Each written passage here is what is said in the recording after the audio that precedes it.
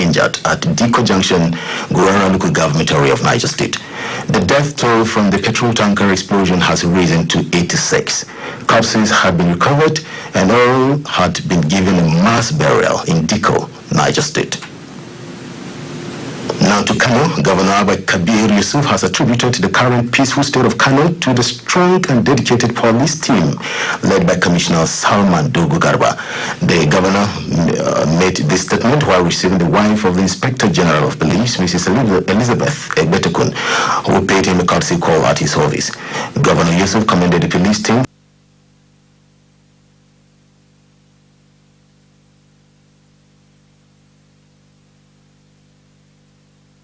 for their hard work and their duties effectively.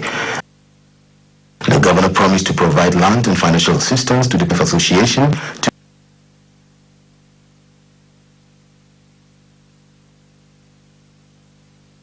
Governor Yusuf commended the police team for their hard work and their duties effectively. The governor promised to provide land and financial assistance to the association to build a secretariat in Kano. But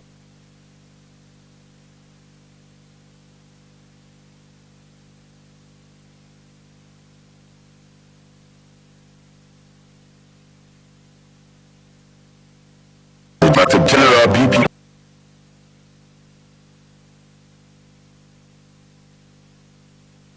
or true agent may be misleading or may be committing fraud. The BPP opting to scams and unauthorized solicitation.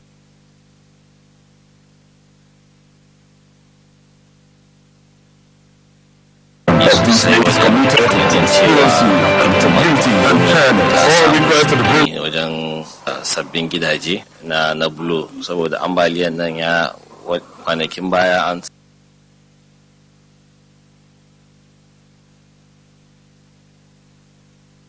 unauthorized solicitation of these names committed in conspiracy, accountability, and fairness. All request to the bureau shall be treated by 84. Email feedback at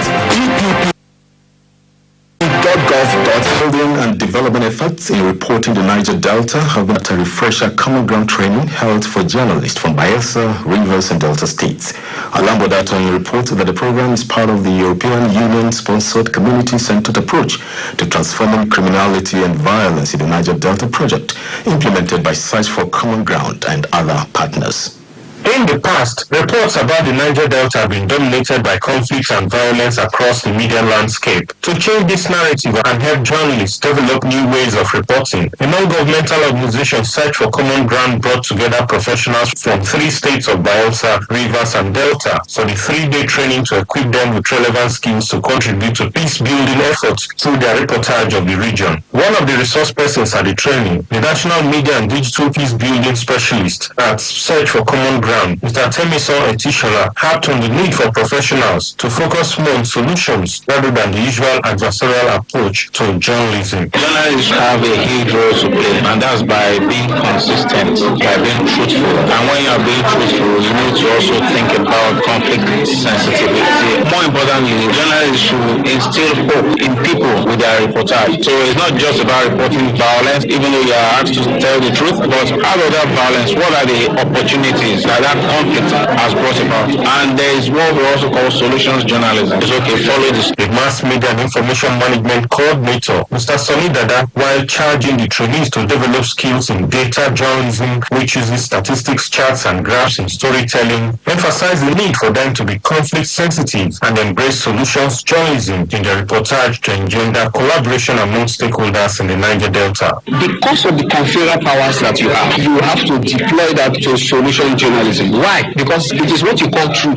that people run with. Your narratives are very, very important, and people hold you to high esteem. And instead of investing more on the problem, you rather invest more on solutions, and that is what is called solution journalism. For the Mass Media and Information Management Officer on the European Union Niger Delta project, Mrs. Folashade Shea Ojo, professionals should design and implement media programming that influence positive behavioral change towards achieving peace and development in the area. Journalists are not just supposed to be newsbreakers, but agents of change. Journalists in this region, when we talk about militancy, cultism, all those vices, it's not just telling us a certain number of persons have died, but now bringing it to the fore by telling the people that this is why you should shun violence, cultism, militancy. And if you do this, there are gains for us. The European Union funded Transforming Criminality and Violence in the Niger Delta project is an 18-month initiative implemented in 66 communities across 33 local government areas in 3 states of the region. 2 communities are benefiting in each of 8 LGAs in Bayelsa, 13 in Rivers, and 17 in Delta in the program, which began in November 2023 and is expected to climax in May this year. In Yenegua, Anambo, Datonye, Radio Nigeria. The House of Representatives want President Bola Ahmed Tinubu to direct the Minister of Finance to ensure full release of the 2024 capital allocation to the security and intelligence sector in the overall interest of the nation's security.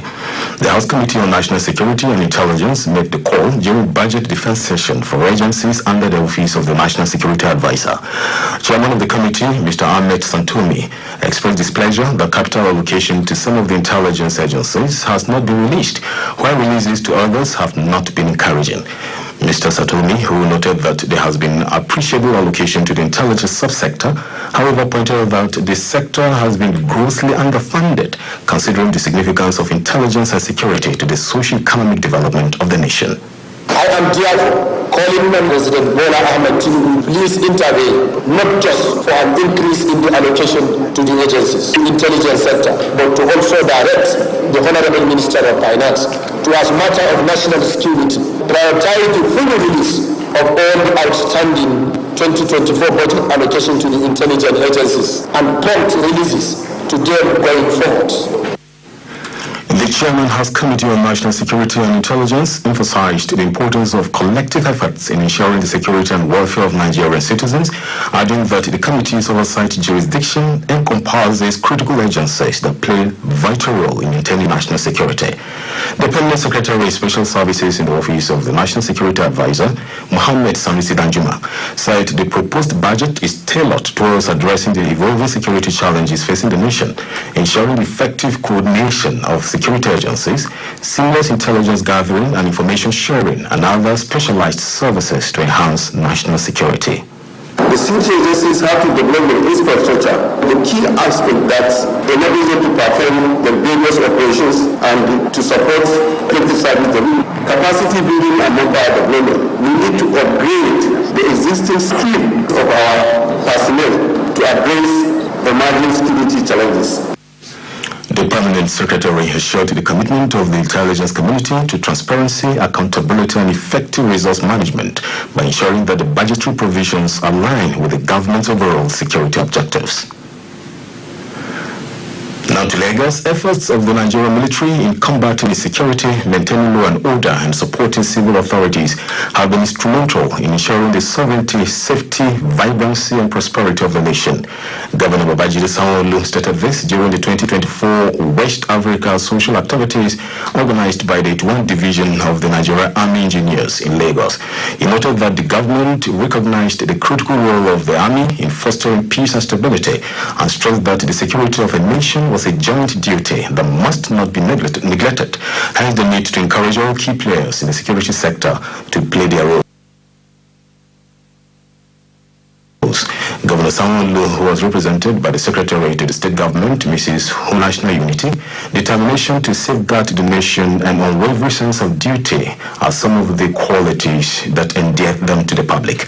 The General Officer Commanding 81st Division of the Nigerian Army, Major General Farouk Mijiyawa, explained that the division effectively executed all training activities outlined in the Nigerian Army Training Directive.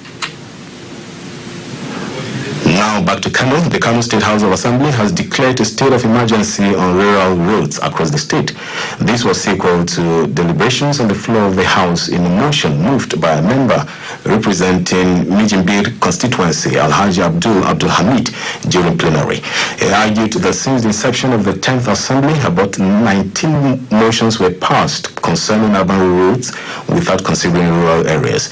Alhaji Abdul said declaring a state of emergency on the construction of rural roads will improve the economy and reduce hardship. Oxfam has urged Nigeria to invest in essential services to lift millions out of poverty, as over 133 million Nigerians are facing hunger daily due to wealth built on inheritance, monopolies, and unfair advantage. At the 2025 annual Davos Inequality Report briefing in Abuja, Oxfam's country director, John McKenna, represented by the chief executive of the Connected Development, Hamza Lawal, emphasized increased social sector spending, targeting at least 10% of the national budget for health, education, and agriculture, and stronger tax enforcement to ensure the wealthy contribute fairly to the economy.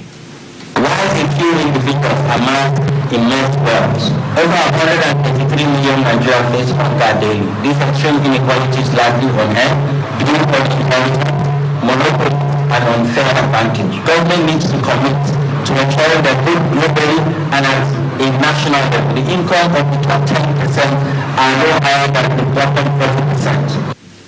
In a discussion on climate finance, co-founder of Clean Technology Hub Nigeria, Ifeoma Malo, stressed the need for the government to align its policies with actionable steps, particularly for the marginalized groups.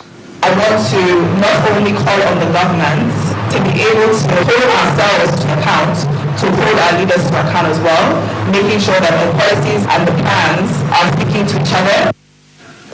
This year's Oxfam report, with the theme "Take, Not Makers," highlights global neo-colonialism, pointing out that 90% of Africa's billionaires acquired wealth through inheritance or state capture rather than innovation. Ministries, departments, and agencies are hereby advised to begin their procurement processes for 2025 in accordance with their respective procurement plans to ensure transparency, competitiveness, and value for money for public funds. In line with the Finance Act 2020, please be reminded of the following key timelines for procurement processes. For procurement processes within Parastatal Tenders Board and Ministerial Tenders Board, the period of advertisement should not be more than 4 weeks. For procurements requiring FEC approval, the period of advertisement should not be more than 6 weeks. All pre-award procurement processes must be completed by the end of 2025 May. All MDAs must submit reports of implementation progress of their procurement processes on the procurement record section of the Mokopo portal. The BPP urges all MDAs to commence these procurement activities as soon as possible. Ministries and parastatals have to publish their monthly contract awards. These are the feedback mediums of the Director General of the BPP. 0916 095 8984. Email dgfeedback@bpp.gov.ng. Radio Nigeria, uplifting the people and uniting the nation. Thank you for remaining with us. Last year, Radio Nigeria brought to you a report on how some displaced persons, as a result of herdsmen attack from Guma local government area of Benue State, are back to their homes and carrying out farming activities following the return of peace. In continuation of the monitoring, Emmanuel Gwaza visited Gwe West local government area, where people from 4 council wards have also gone back to their communities. Generally, there is relative calm in some local government areas that suffered the herdsmen attacks, as earlier reported from Guma local government area, where the victims are back home and are harvesting their produce in peace. In Gwe West, one of the local government areas that was worst hit by the crisis, the story is not different, as many people from Kyote, Njaha, Sengev, Bangetongov, and Machon council wards who were sacked from their homes are back, with some carrying out excavations to rebuild their damaged houses in Nomba Agbu village, popularly known as Agbu City. We left this place since 2011 February, so we thank God we are able to come back to this place, so we are constructing our houses. Business activities are equally picking up, as a trader, Janet Bagu, was seen selling food to customers at the Angoha market. Marketplace like Daudo, Makodi, Nakati used to come and buy fish. Every day people are going town and coming back. This development has brought joy for the traditional leader in charge of the local government, the Chairperson, His Royal Highness Daniel Abongse. A chronicle over 577 persons murdered in cold blood with a frequency of 141 attacks. So, if these attacks are no longer there, by the policy and action and work done by His Excellency, and we are now returning home at the most happiest person. However, a drive from the Agbo city to Tsenge down to Magi Camp gives a different picture as the major ring road connecting the remote communities with Naka, the local government headquarters, which was abandoned for more than 13 years, has become almost impassable. The settlement areas are equally yet to witness many returnees, even the villages with visible relics of destroyed residential buildings, while thick bushes have taken over the deserted compound. Technical advisor to the Benue State Governor on Media, Publicity and Strategic Communication, Solomon Yopev, encouraged those who are yet to come back to do so without fear, assuring that more security measures are being put in place to enhance their safe return and peaceful stay in their ancestral homes. Some of the children were born in the IDP camps. They are of a matured age now, between 12 to 13, 15 years. They should go back and show the children where their houses are, without fear. The armed herdsmen attacks, which started in 2011, caused a displacement of people from 8 council wards out of the 15 that make up the Gwe West local government area. From Makurdi, Emmanuel Gwaza, Radio Nigeria. The federal government has welcomed the agreement of a ceasefire in Gaza between Israel and Hamas. A statement by the acting spokesperson, Minister of Foreign Affairs, Kimebi Ibenfa, says the agreement offers prospects of an end to the appalling loss of civilian lives and human tragedy witnessed across Gaza over the last 15 months, as well as relief to the families of Israeli hostages held in Gaza and some of the Palestinians detained in Israeli prisons. It also praised the Arabic Republic of Egypt, the State of Qatar, and the United States of America for their painstaking work during the negotiations that delivered the ceasefire agreement, and for which they will now act as international guarantors.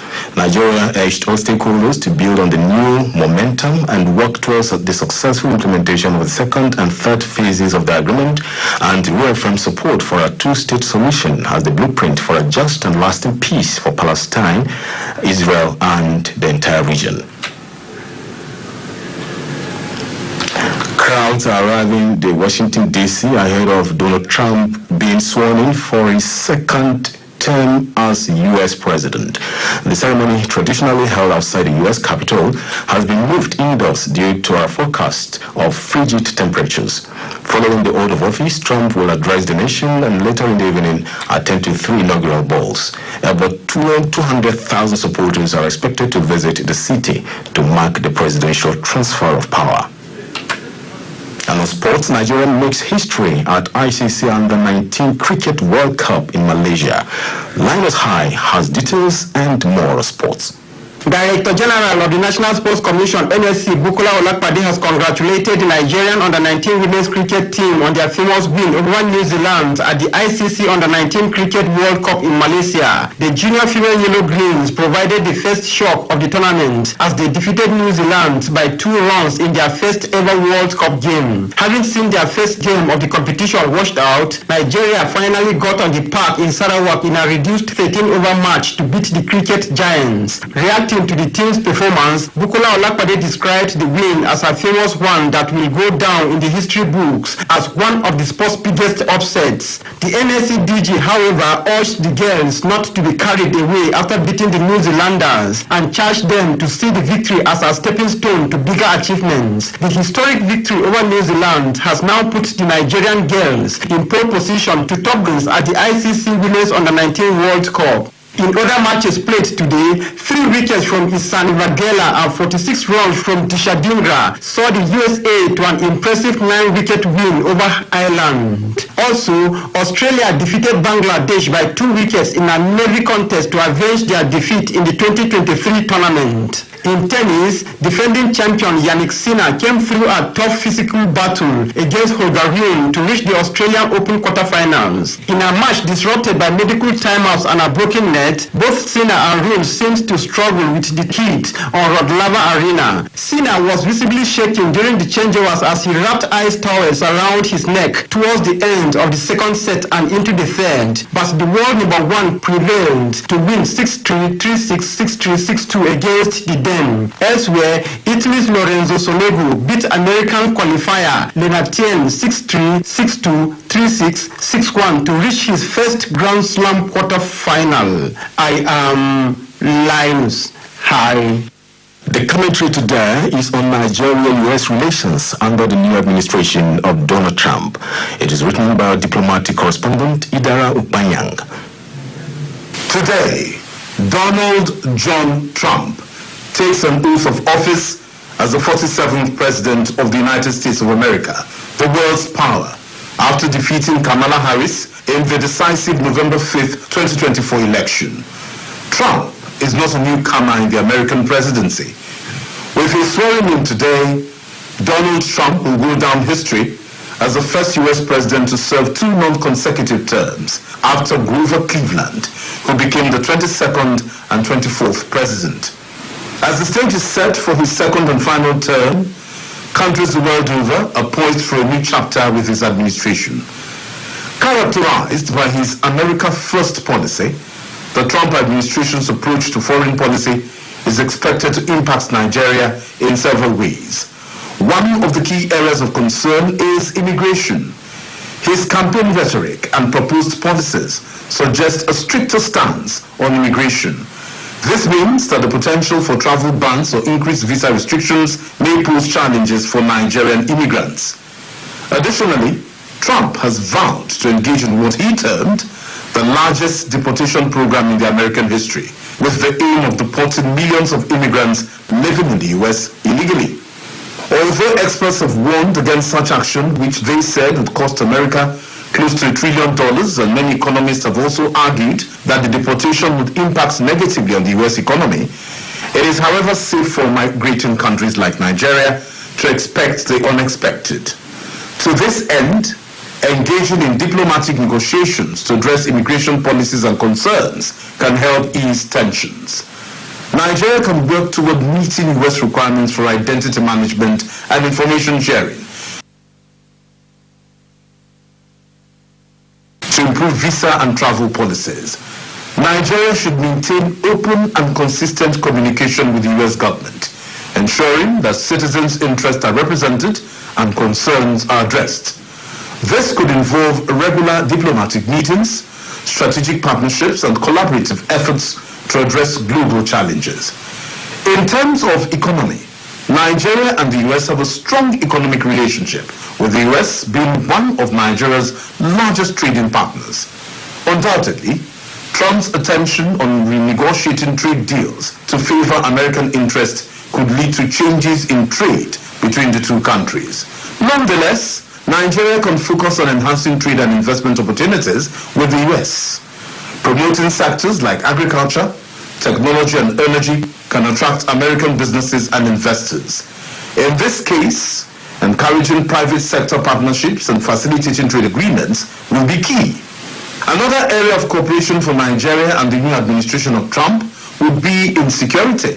Building on existing security partnerships, Nigeria can work with the U.S. to combat terrorism and insecurity, not just in the country, but in the West African region and Africa by extension.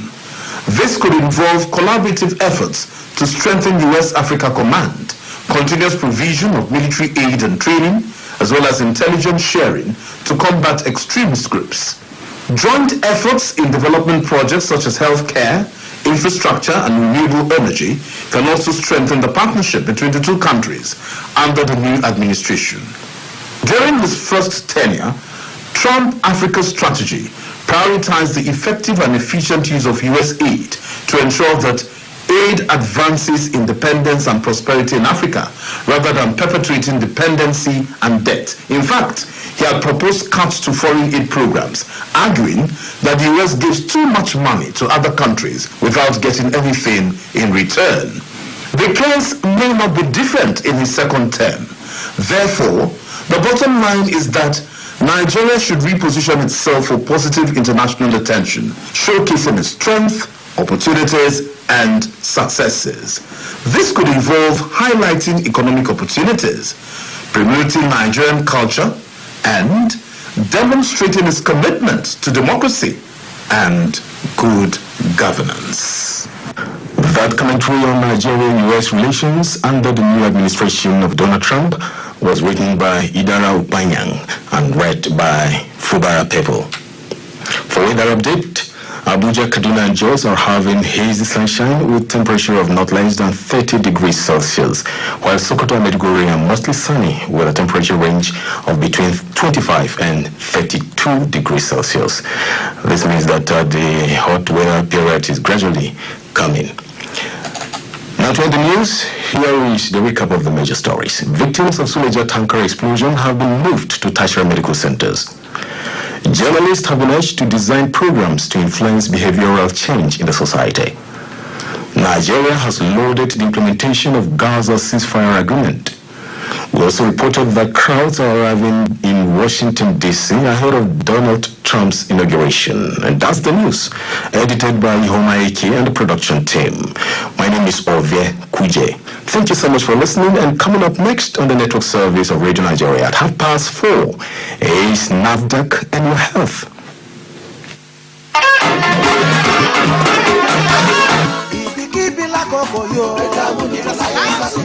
Moniya 99.1 àwa la jẹ́ number one. Bá ń jẹ́ kẹ́ ẹ mọ̀ bó ti ṣe ń lọ pẹ̀lú àwọn ètò tó ta wọ́n yọ àtàwọn ìròyìn tó fọgbọ́n yọ àti ìpolówó ọjà tó mú ní ìta lẹ́sẹ̀kẹsẹ̀ àwa la nìyẹn. Ibikíbi lákòókò yó. Rédíò Amúlùdùn láyé ń bá kétékété. Moniya 99.1 rédíò Amúlùdùn láyé ń bá kétékété.